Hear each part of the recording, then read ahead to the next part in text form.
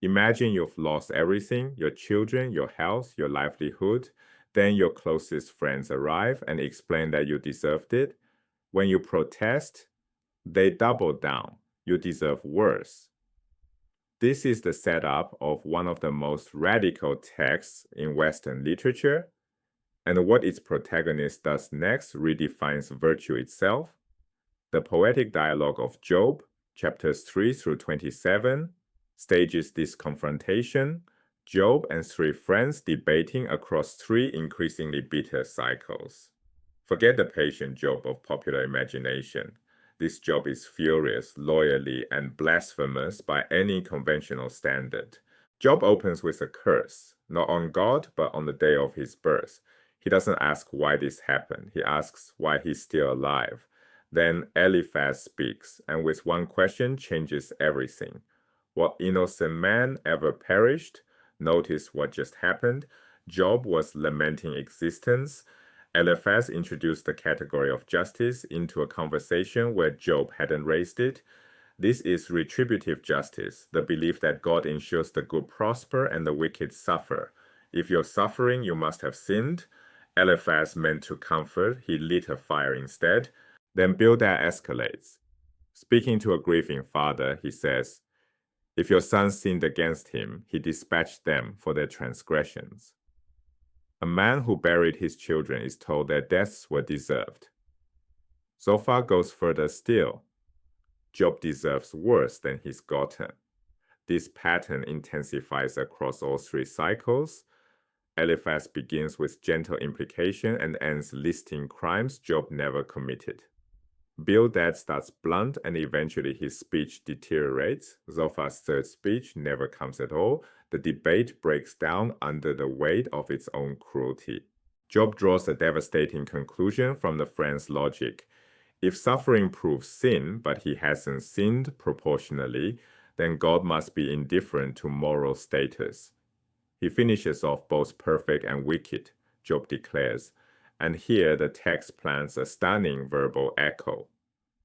Job says God wounds him for nothing. That exact phrase appears in the prologue, where God admits to the Satan, "You incited me to destroy him for nothing." The audience in heaven and the sufferer on the ash heap reach the same conclusion independently. The reader knows something Job doesn't. He's right. Job does something unprecedented. He files a lawsuit against God. Right? In prophetic literature, there's a genre called the Out-Arif, a covenant lawsuit, where God charges Israel with violations. Job inverts this entirely. He puts God in the defendant's chair. But Job sees the impossibility. Man cannot win a suit against God. The judge, the opposing counsel, and the sovereign power are all the same being. There is no neutral court, no appeals process, no way to compel testimony. Job demands his day in court, knowing the court is rigged. He sues anyway. The need for truth outweighs the certainty of defeat. Job doesn't stop at accusing God. In the second and third cycles, he tears down the foundations. Three pillars of biblical thought collapse in succession. First, suffering is punitive. Job shows suffering is arbitrary. Second, divine power serves justice. No power operates divorced from any moral principle. Third, creation is oriented toward human flourishing. Job's fourth speech attacks creation itself as indifferent or hostile. God's power is unprincipled, wielded without regard for human well-being. The entire framework of Genesis, that creation is good and serves life, lies in ruins. The text marks this conflict in Job's very name. In Hebrew, Job is Eov. When he asks God, "Why do you treat me like an enemy?" The word for enemy is oyev. Job's identity has become synonymous with divine hostility. Chapter 13, verse 15, often mistranslated as faith, reads, "He may well slay me.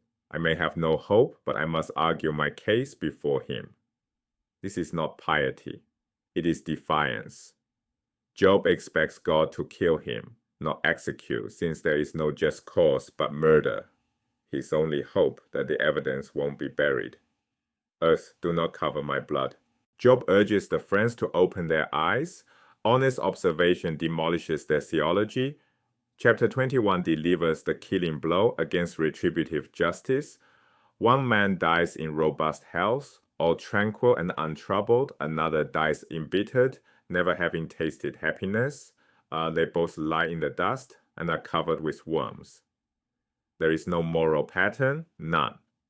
Job's position across the 3 cycles descends through 5 stations: cursing his birth, accusing God of injustice, expecting to be murdered by God, denying all moral order, and finally charging God with absence so complete it becomes corruption.